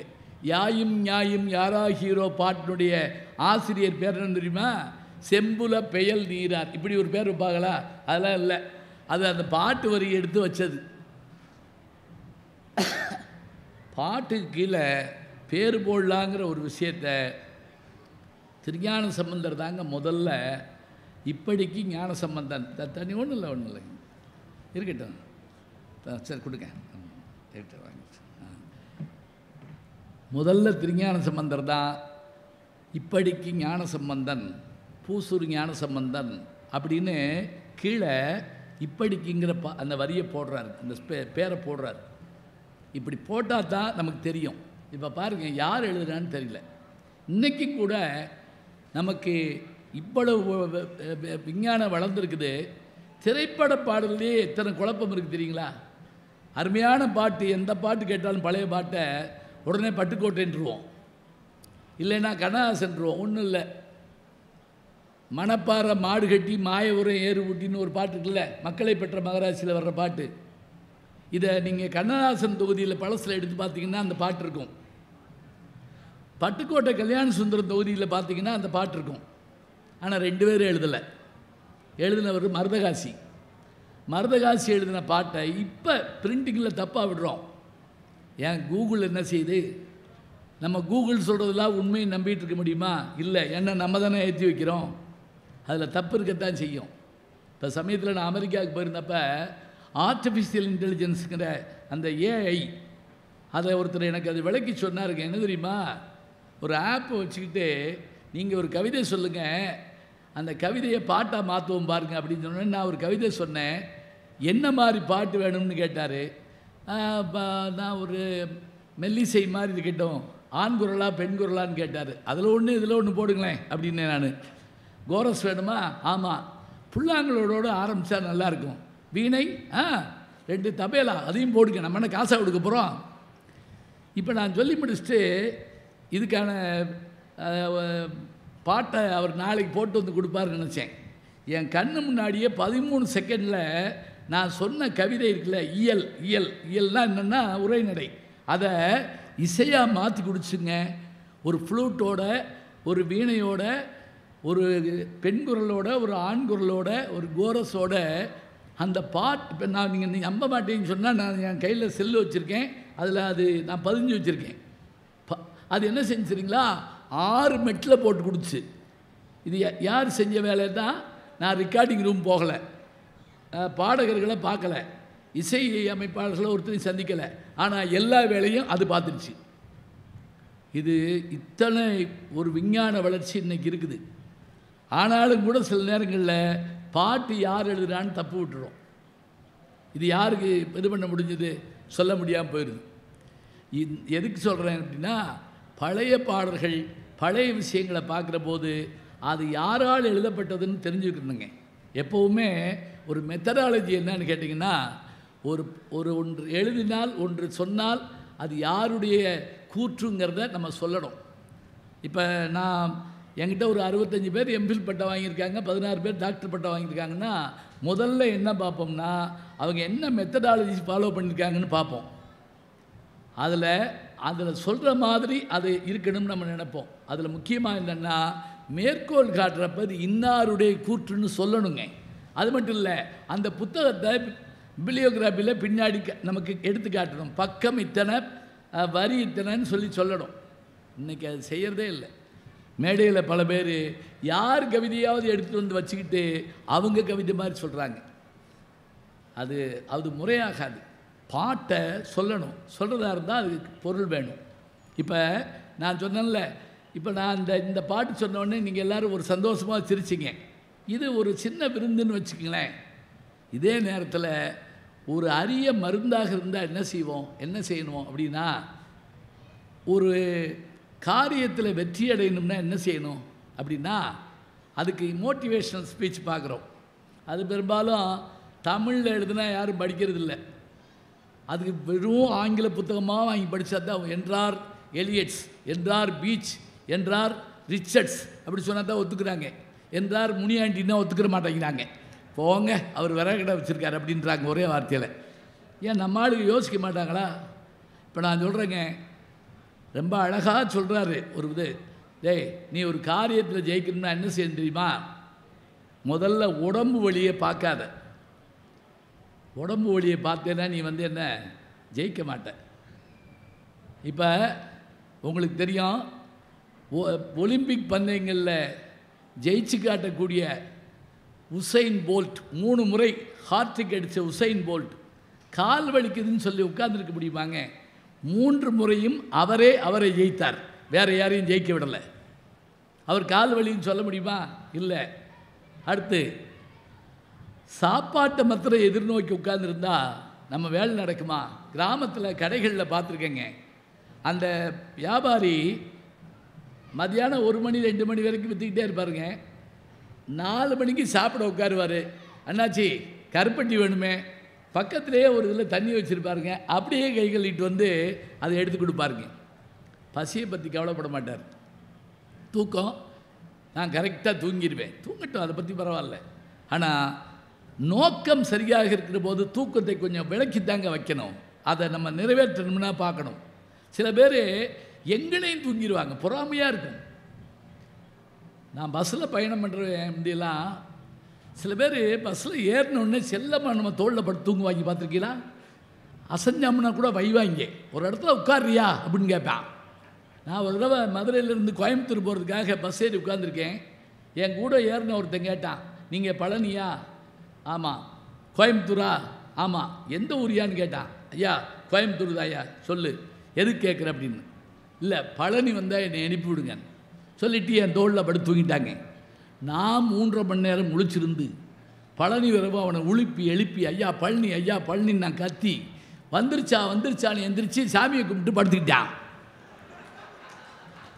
அவன் சாமி கும்பிட என்னையை நேர்ந்து விட்டு வந்துருக்கான். இப்போ தெரியுதா? இப்படி தூங்குதா ஒரு வேலை நடக்குமா? இல்லை. அது மட்டும் இல்லைங்க, ஒரு சின்ன விஷயத்தில் யாராவது அவமானப்படுத்திட்டா அதை நினச்சிக்கிட்டே வாழ்நாள் பூரா இருப்போம். அது வேண்டியதில்லைங்கிறாங்க. அவமானங்கள் வரத்தான் செய்யும். அதை மட்டுமே மனசுக்குள்ளே வச்சுக்கிட்டு இருந்தால் ஜெயிக்க முடியுமா? இல்லை. அப்புறம் நான் பெரிய ஆளாக வர வேண்டியவங்க, எனக்கு எந்த அங்கீகாரமும் கிடைக்கல அப்படின்னு சிலர் கவலைப்படுவாங்க. அதெல்லாம் எதிர்பார்க்காதப்பா, நீங்கள் பெரிய ஆளாக வருவேங்கிறத நீயே சொல்லிக்கோ. இப்படி பல செய்திகளை உள்ளடக்கி ஒரு பாட்டு இருக்குங்க. யார் தெரியுமா?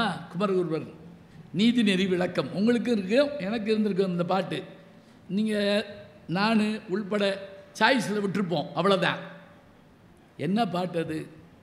ஜெயிக்க வேண்டும் என்று நினைப்பவர்கள் பசியை நோக்க மாட்டார்கள், தூக்கத்தை பற்றி கவலைப்பட மாட்டார்கள், உடல் வலி பற்றி நினைக்க மாட்டார்கள், அவமானங்களை கண்டு அஞ்ச மாட்டார்கள், ஆதங்கத்தால் வருந்த மாட்டார்கள், பிறர் பாராட்டவில்லையே என்று அவர்களுக்கு ஒருபோதும் கவலை இல்லை. ஏனென்றால் அவர்கள் நோக்கம், அவர்களுடைய இலக்கு ஒன்றுதான். மெய்வருத்தம் பாரார், பசி நோக்கார், கண் துஞ்சார், எவ்வவர் தீமையும் மேற்கொள்ளார், செவ்வி அருமையும் பாரார், அவமதிப்பும் கொள்ளார், கர்மமே கண்ணாயினார். இவ்வளோதாங்க. கர்மமே கண்ணாயினார்னா செய்ய வேண்டும் என்று நினைத்து விட்டால் அவர்கள் பசி, முதல்ல மெய்வருத்தம் பாரார், ரெண்டாவது பசி நோக்கார், கண் துஞ்சார், அடுத்தவனுக்கு தீமை செய்யக்கூடிய நேரம் இருக்காதாங்க. அதுதானே வாழ்க்கை. எப்போ பார்த்தாலும் பிறருடைய தீமையை நினச்சிக்கிட்டு இருந்தால் நம்மளால் வாழ முடியுமா? சொல்லுங்க பார்ப்போம். இல்லை. அவமதிப்பும் கொள்ளார். இப்படிப்பட்டவர்கள் தான் ஜெயித்து காட்டுவார்கள். இந்த பாட்டை நான் பல இடங்களில் எங்கே போய் சொல்லுவேன் தெரியுங்களா? மோட்டிவேஷனல் வகுப்பில் சொல்லுவேன். நீ ஜெயிக்கணும்னா இந்தந்த விஷயங்களை கையில் வச்சுக்கோ, மனசுக்குள்ளே வச்சுக்கோ. இதை வச்சு தான் என்ன செய்யும்? ஜெயிக்கணும். சில பேர் கேள்வி கேட்பாங்க, எல்லா பாட்டும் நீங்கள் சொல்கிறீங்க, அது மறந்து போயிருதுங்க அப்படிங்கிறாங்க. இன்னொன்று, மனப்பாடம்லாம் பழசுங்க அப்படின்னு தட்டினா வந்துட்டு போகுது, இதில் எதுக்கு அப்படி சொல்லக்கூடாதுங்க. இப்போ நீ ராமாயணமோ பாரதமோ பேச கூப்பிட்றீங்கன்னு வைங்க, நான் உள்வாங்கிட்டு உங்கள்கிட்ட பேசுகிறமே தவிர ராமாயணம் 6 காண்டத்தையும் கொண்டு வந்து நான் அடுக்கி பாலகாண்டம், அயோத்திய காண்டம், ஆரண்ய காண்டம், கிட்கிந்த காண்டம், சுந்தரகாண்டம், அதே சமயத்தில் யுத்தகாண்டம், அதுவே ஒரு 6 புத்தகம் இருக்குது, அண்ணாமலை யூனிவர்சிட்டி பதிப்பு. ஆம்பிட்டியே அடுக்கி ராமன் இந்த வர்றேன் அப்படின்னு பிரட்டினேன்னு வைங்க, சீதை இந்த வர்றேன், நீங்கள் என்ன செய்வீங்க? நீ பிரட்டிக்கிட்டே உட்கார, நான் போயிட்டு வரேன்ட்டு போயிடுவீங்க. எனக்கு அது உள்குள்ளே போயிருந்தால் தான் நினப்பில் வரும். மறந்து போயிடுது. மறக்காதுங்க. எப்படி மறக்கும்? இப்போ ஒரு போட்டியே வைப்போம், ஒரு அறைக்குள்ளே உங்களை போக சொல்கிறோம். அந்த அறைக்குள்ளே எல்லா வகையான உயர்ந்த பொருட்கள் இருக்குது. வைர நெக்லஸ் தொடங்கி 1.5 லட்ச ரூபா பைக்கிலேருந்து எல்லாமே அங்கே இருக்குது. அப்படி எல்லாமே இருக்கிறப்ப நம்மகிட்ட ஒரே ஒரு கண்டிஷன் மாத்திரம் போடுறாங்க. வெளியே வந்த உடனே ஒரு நோட்டு புத்தகம் வச்சுருப்போம், ஒரு பேனா இருக்கும், 1 நிமிஷம் நீங்கள் உள்ளே போகலாம். உள்ளே போன உடனே எந்தெந்த பொருளை பார்க்குறீங்களோ அத்தனை பொருளும் உங்களுக்கு சொந்தம்னு சொல்லிட்டா என்ன செய்வோம்? அப்படியே ஆடு உள்ளே போவோம். வெளியே ஓடியாந்து அது இது அது டிவி பைக்கு எல்லாம் சொல்லும்ல. இந்த போட்டியில் ஒருத்தர் வெளியே வந்து 101 பொருள் சொல்லிவிட்டாங்க. 100 பொருள் தான் வச்சுருந்துருக்காங்க. வாசலில் இருந்த பிள்ளையும் சேர்த்து எண்ணிவிட்டாங்க பாட்டுக்க. எப்படி மனசுக்குள்ள நின்றுச்சு? அவையெல்லாம் நமக்குத்தான் என்று சொன்னவுடன் நம் மனது அவ்வளவு துரிதமாக வேலை பார்க்குது. நினைவாற்றல்னா சாதாரண இல்லைங்க. அந்த நினைவாற்றலுக்காக தான் நம்ம மூளை எல்லாத்தையும் நம்ம மெஷினை பார்த்து செஞ்சிடோம்னா அப்புறம் என்ன செய்யறது? சொல்லுங்க பார்க்கலாம். இப்போ நான் சொன்ன மாதிரி நாமளாவது மனிதர்களோடு போராடினோம், அடுத்த தலைமுறை எந்திரத்தோடு தான் போராட போகுது. எந்திரத்தோடு ஆனால் எந்திரம் பெருசு இல்லைங்க. ஏன் தெரியுமா? அதை கண்டுபிடிச்சவனே மனுஷன் தானே. கணித மேதை சகுந்தலா தேவியை பற்றி நீங்கள் கேள்விப்பட்டிருப்பீங்க. அந்த அம்மா ஒரு முறை ஒரு சாதனை பண்ணி காட்டினாங்க.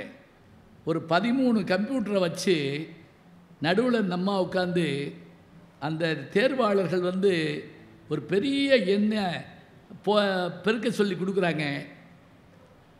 நிறைய இது உள்ளது, 5 இலக்கம் 6 இலக்கம் கொண்ட அந்த எண்ணை பெருக்கணும். இந்த 13 கம்ப்யூட்டர்த்தையும் கொடுத்துட்டு இந்த மாட்டி கொடுக்குறாங்க. அந்த கம்ப்யூட்டர் வாங்கி உள்ளே எடுத்துக்கிட்டு அது எண்ணி போடுறதுக்குள்ளே இந்த அம்மா போட்டு காமிச்சாங்க. என்ன தெரியுமா? கணினி சிறப்பானது தான், ஆனால் அந்த கணினியை கண்டுபிடித்த நம்முடைய மூளை அதை காட்டும் சிறப்பானது. அதனுடைய நியூரான்ஸ் வந்து கோடிக்கணக்கில் லட்சக்கணக்கில் இருக்குது. இப்படி நெருப்பு இருக்குன்னா அப்படி தொடர உடனே முதல் செய்தி என்னென்னா, இதில் சுடுதுன்னா இது விறுவிறுவிறுன்னு மூளைக்கு போய் சடார்னு எடுத்துக்கோன்னு சொல்லுதில்ல, அதே ஸ்பீடில் வந்து எடுத்துக்கோன்னு சொல்லணும். எப்படி முடியும்? எவ்வளவு வேகமாக செயல்படணும்? இந்த செயல்பாட்டுக்குரிய இதை வந்து நம்முடைய மூளை வச்சுருக்குது. இதை பயன்படுத்தணும். நான் ஒரு இதில் படித்தேன், ஐன்ஸ்டீன், தாமஸ் ஆல்வா எடிசன் 2 பேர் நோபல் பரிசு பெற்றவர்கள். அவர்களுடைய மூளையை பரிசோதித்து பார்த்தாங்களா இறந்த பிறகு, அதில் ஒரு சின்ன பகுதி தான் தேய்மானம் ஆயிருந்துச்சான். 2 பேருமே நோபல் பரிசு வாங்கினவங்க. ஆனால் என்ன, அதில் கொஞ்சம் தான் தேஞ்சிருக்கு. அப்படின்னா நம்ம மூளை எவ்வளோ ஃப்ரெஷ்ஷாக இருக்கும் பாருங்க. நம்ம என்ன சிந்திக்கிறோம்? பெரும்பாலும் ஹோட்டலில் போய் புரோட்டா திம்பமா பொங்கல் சிம்பமா சிந்தனை பெரும்பாலும் இருக்குது. இந்த சில சமயம் நம்ம ஸ்டார் ஹோட்டலுக்கு போனோம்னா அதில் ஒரு சிக்கல் என்ன தெரியுங்களா? அதில் பெரும்பாலும் லைட் இருக்காது, 0 வாட் பல்பு தான் போட்டிருப்பாங்க. அந்த மெனு கார்டு ஆங்கிலத்தில் இருக்கும், பார்த்துருக்கீங்களா? அந்த உணவும் தமிழ் உணவு இருக்காது. ஒருத்தன் போன உடனே உள்ளே உட்கார்ந்த உடனே அவங்க அந்த மெனு கார்டு கொடுத்தாங்க.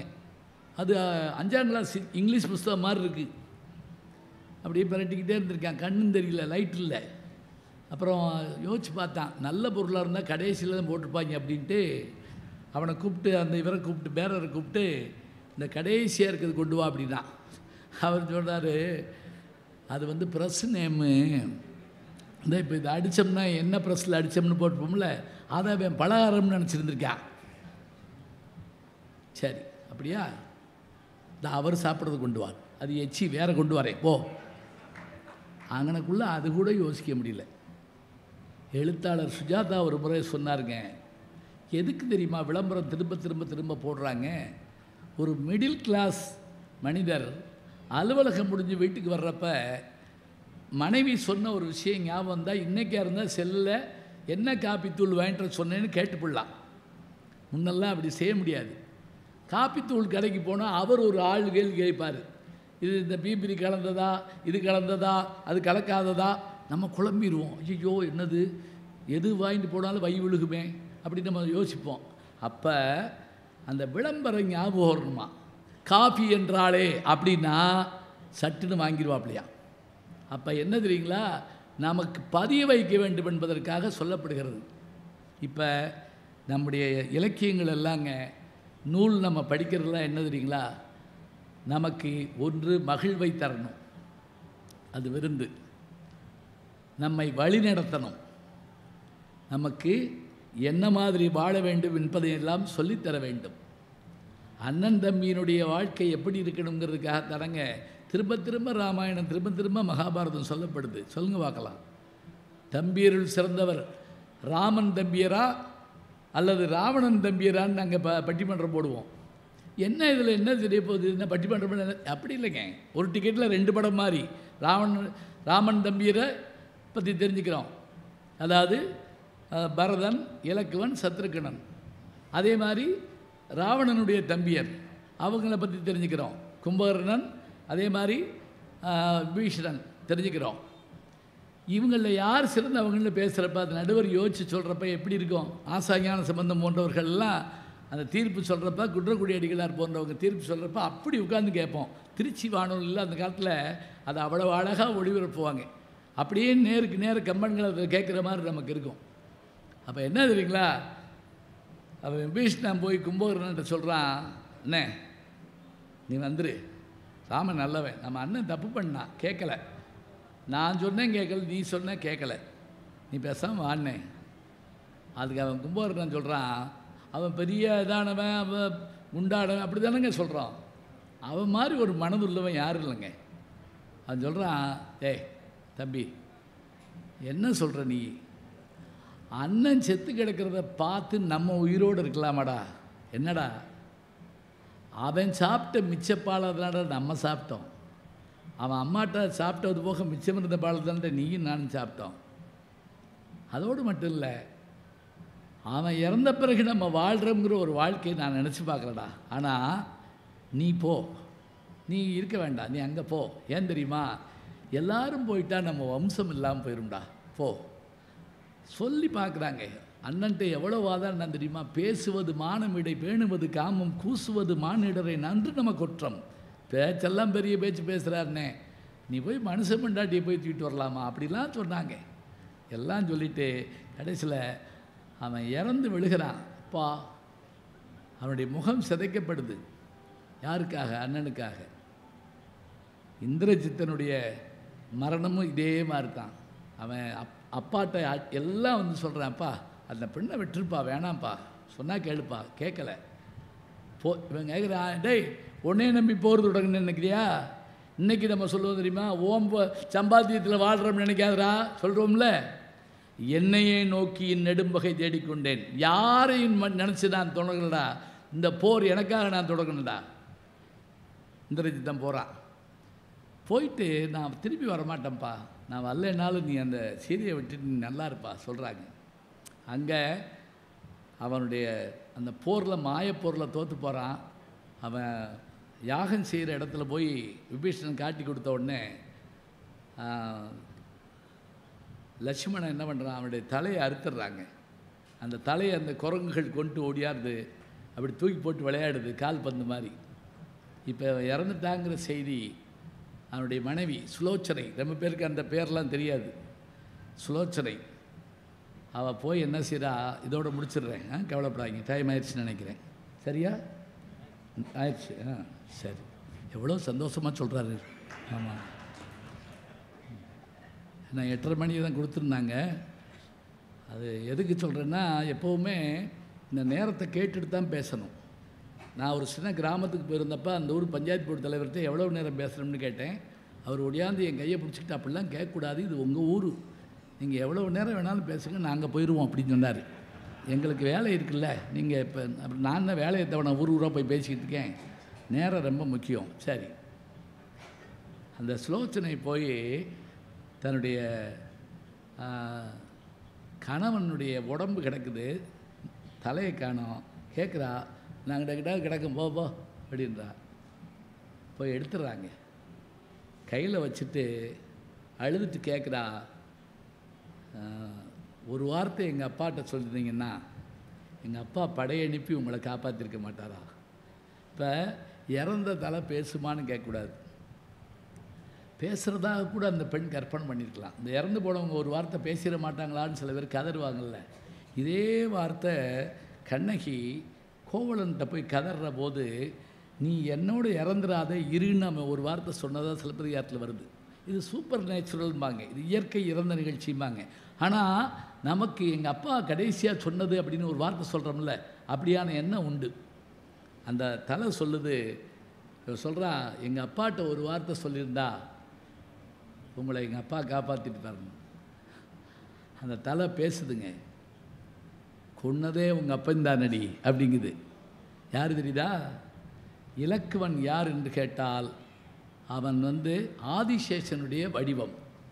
ஆதிசேஷன் யாருன்னா திருமால் படுத்திருக்கக்கூடிய அந்த பஞ்சனை, அந்த ஆதிசேஷனுடைய மறுவடிவம் தான் லட்சுமணன்.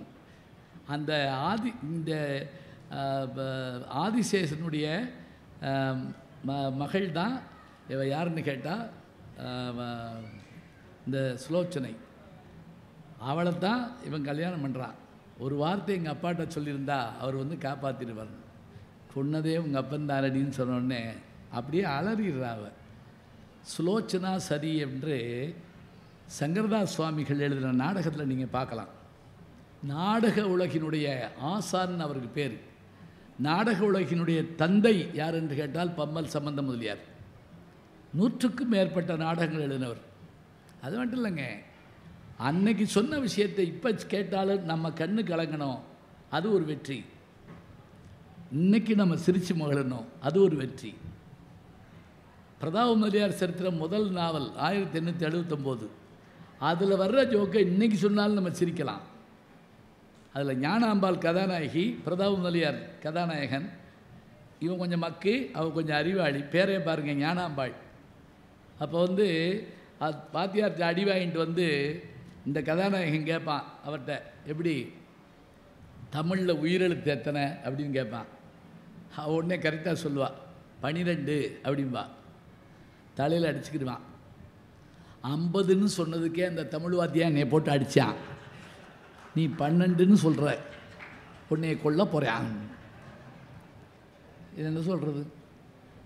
எப்போ எழுதுனது இப்போ திருப்பி வருதா? இது இன்றைக்கும் நம்மளை வந்து அப்படி அசைச்சு பார்க்கணும். அதே போல் சபாபதி நாடகம் படமாக கூட வந்துச்சு. அதில் அந்த முதலாளி பேரும் சபாபதி, வேலைக்காரன் பேரும் சபாபதி. காளியன் ரத்னம்னு ஒரு நடிகர். 4 நாவுக்கு பக்கோடா, காலநாவுக்கு பக்கோடா, காலநாவுக்கு பாதாம் அல்வா வாங்கிட்டு வா அப்படின்னு 2 காலெலாம் கொடுப்பார். யார்? டிஆர் ராமச்சந்திரன். காலநாவுக்கு பக்கோடா, காலநாவுக்கு பாதாம் அல்வா. அது 2ஐயும் போய் கடை வரைக்கும் போய் திரும்பி வருவாருங்க. என்னப்பா இல்லையான்னு கேட்பார் இவர். எந்த காலநாவுக்கு பாதாம் அல்வா, எந்த காலநாவுக்கு நீ பக்கோடான்னு சொல்லாமட்டியாப்பா அப்படிம்பார். இது எங்கள் அப்பா சொல்லுவாருங்க. எங்கள் அப்பா தமிழாசிரியர் சொல்லுவார், அது ஜோக்காக இருந்தாலும்டா இந்த பணம் இதுக்குத்தான்னு தீர்மானித்தா அந்த பணத்தை அதுக்கு தான் வச்சுருக்கணுமா, அதுதான் சிறப்பான். இதுக்கான பணத்தை வேறு எதுக்கு எடுத்து செலவழிச்சிட்டா அதை நம்ம பேலன்ஸ் பண்ண முடியாதான். பாருங்கள், ஒரு சின்ன நகைச்சுவையில் கூட சொல்லப்படுகிற செய்திகள் நம்ம உள்ளத்தை அப்படியே அசைச்சு காட்டுது. அது வேணும். அதுக்காக தான் நம்ம இதிகாசங்கள் புராணங்களை படிக்கிறது. என்னென்னா, நம்பிக்கை அதெல்லாம் விடுங்க, அந்த அந்த நினைப்பு இருந்தால் போதுங்க. அவை இருந்தால் நம்மளை அப்படியே அசைச்சு பார்க்க. அப்படியே வியாசர் விருந்தில் நச்சுப்பொய்கை சர்க்கம் பகுதியில் அந்த யட்சனுக்கும் தர்மனுக்கும் இடையில் நடக்கக்கூடிய கேள்வி பதிலில் ஒரு கேள்வி கேட்பான். தனியே செல்லுகிறவனுக்கு உதவி செய்வது எது? வித்தை அப்படிமா. அவன் படித்த படிப்பு தான் எந்த நாட்டுக்கு போனாலும் அவனை காப்பாற்றுமா. நான் போகாத நாடு இல்லை, நான் பார்க்காத ஊர் இல்லை. நான் என்ன பெரிய பணக்காரனா இல்லை, நான் பெரிய தாதா, நான் தாத்தா, அவ்வளோதான். நான் எப்படி எல்லா இடத்துக்கும் போனேன்? நான் கற்ற தமிழ் என்னை உலகமெல்லாம் கொண்டு சென்றது, என் கல்வி என்னை உலகமெல்லாம் கொண்டு செல்கிறது. போகிற இடத்துல நமக்கு துணை இருப்பது அதுதான். அவன் எல்லாம் அந்த அந்த கேள்வி பதில் அபாரமான ஒரு கேள்வி. என்ன தெரியுங்களா? உலகத்திலேயே வேகமானது எதுன்னு கேட்குறான் யட்சன். மனம் அப்படிங்கிறான் தருமன். மனமளவுக்கு வேகமாக போகிறது உலகத்தில் எதுவும் இல்லை. எல்லாம் முடித்த உடனே இறந்து கிடக்கிற 4 பேரில் ஒரு ஆள் எழுப்பலாம். அப்போ அவன் 4 பேரில் பீமனை எழுப்பலை, அர்ஜுனனை எழுப்பலை, சகாதேவன் எழுப்பலை, நகுலன் எழுப்புறான்.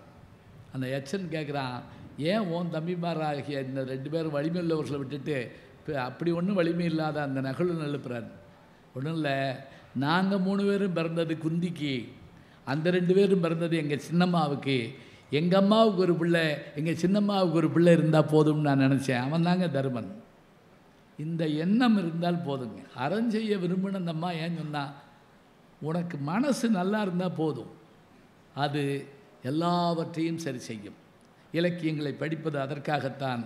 மனம் எனும் அந்த ஒன்றை குரங்கு போன்று அதை கட்டுப்படுத்தி காப்பாற்றக்கூடிய ஆற்றல் அதற்கு உண்டு என்று சொன்னால் நிறைய வாசிக்கணும், திரும்ப திரும்ப வாசிக்கணும். ஒவ்வொரு முறை வாசிக்கிற போதும் அதில் ஒரு புதிய செய்தி வந்தால் அது கொடுக்கவில்லை, நாம் வளர்ந்திருக்கிறோம் என்று அர்த்தம். நான் 2ஆம் கிளாஸில் திருக்குறள் படித்ததுக்கும் டாக்டரேட் படிக்கிறப்ப திருக்குறள் படிக்கிறதுக்கும் எனக்கு வித்தியாசம் இருக்குன்னா எப்படி அப்படின்னா, என் அறிவு மூலமாக நான் அதை பார்க்குறப்ப, அடேப்பா திருவள்ளுவர் எவ்வளோ பெரியவர். இந்தா நாளை மறுநாள் அங்கே வெள்ளி விழா கொண்டாட போகிறாங்க. 1ஆம் தேதி எங்கள் குமரிமுனையில். அந்த குமரிமுனையில் வள்ளுவருக்கு சிலை வைத்து அந்த சிலையில் அதுக்கான 25 வருஷம் ஆச்சுன்னு சொன்னால் அழகாக சொன்னார் பாருங்கள். நீலத்திரைக்கடல் ஓரத்திலே நின்று நித்தம் தவம் செய் குமரி எல்லை வட மாலவன் குன்றம் இவற்றிடையே புகழ் மண்டி கிடக்கும் தமிழ்நாடுன்னு சொன்னால் அங்கே நின்ன அந்த தாய் யார் என்றால், நீலத்திரைக்கடல் ஓரத்திலே, தூரத்தில் இல்லை, நித்தம் வாரத்துக்கு ஒரு கல்ல நின்று உட்கார்ந்தில்லை, தவம் செய்யக்கூடிய அந்த குமரி எண்ணெய்க்கு துணையாக இருக்கட்டும் என்று சொல்லி வள்ளுவனையும் நிறுவியிருக்கிறார்கள். ஏன் தவம் செய்கிறாங்க தெரியுமா? 2 பேரும் கடல் கொண்ட நூலெல்லாம் திரும்ப வந்தால் நமக்கு அத்தனை செய்திகள் கிடைக்கும். மயிலை சீனி வெங்கடசாமி எழுதிய மறைந்து போன தமிழ் நூல்கள்னு ஒரு இது இருக்குங்க, ஒரு புத்தகம். எப்போயாவது எடுத்து படித்து பாருங்கள். அதில் சொல்லப்படுற அந்த செய்திகளையும் அந்த புத்தகங்களையும் பார்க்குறப்ப எவ்வளவு இதை இழந்துட்டோம்னு நமக்கு தெரியுது. நச்சினார்க்கினியரை பற்றி ஊவேசா எழுதுவார். இவரை நான் படித்து கொண்டு வருகிற போது இந்த ஒரு மேற்கோள் காட்டி இந்த பாட்டு எதில் வருதுன்னு சொல்லாமல் வந்த வழி கண்டு போயிடுவார் ஒரே வார்த்தையில். நீ படித்து பாரு, உனக்கு புரியும் பாரு. என்ன செய்யறது? அது சொல்லியிருந்தால் அந்த நூலை நான் தேடி எடுத்து பதிப்பிச்சிருப்பேனே அப்படி பாருங்க. தமிழ் பெருங்கடல். நான் இன்னொரு வரைக்கும் என்ன செஞ்சேன்? ஐன்ஸ்டீன் சொன்ன மாதிரி நான் சிப்பிகளைத்தான் பிறக்கி இருக்கிறேன்.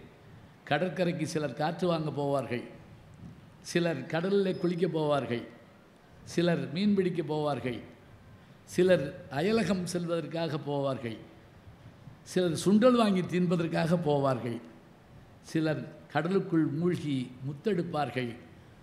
முத்தெடுப்பதும் சுண்டல் வாங்கி தின்பதும் அயலகம் செல்வதும் காற்று வாங்க போவதும் நம்முடைய கையிலே தான் இருக்கிறது. 1000 ஆண்டுகள் கடந்தும் கூட, 10,000 ஆண்டுகள் கடந்தும் கூட நம்முடைய நூல்கள் இன்றைக்கும் இளமையோடு இருக்கிறது என்று சொன்னால், உன் சீரிழமை திறம் என்று செயல் மறந்து வாழ்த்துதுமேனு மனோன்மணியம் சுந்தரனார் சொல்கிறாருன்னு சொன்னால், அந்த தமிழ் மொழி சில மொழிகளுக்கு ஒலி இருக்கும், மொழி இருக்காது. சில மொழிகளுக்கு லிபி இருக்காது, மொழி இருக்கும். நமக்கு மொழி இருக்குது, நல்ல லிபி எழுத்து இருக்குது, படிப்பதற்கு விழி இருக்குது, வாசிப்பதற்கு புத்தக திருவிழாக்கள் போன்ற வழி இருக்குது. எல்லாவற்றையும் பயன்படுத்தி நாம் வெற்றி பெற வேண்டும். விருந்தையும் மருந்தையும் அருந்திய உங்களுக்கு நன்றி, வணக்கம்.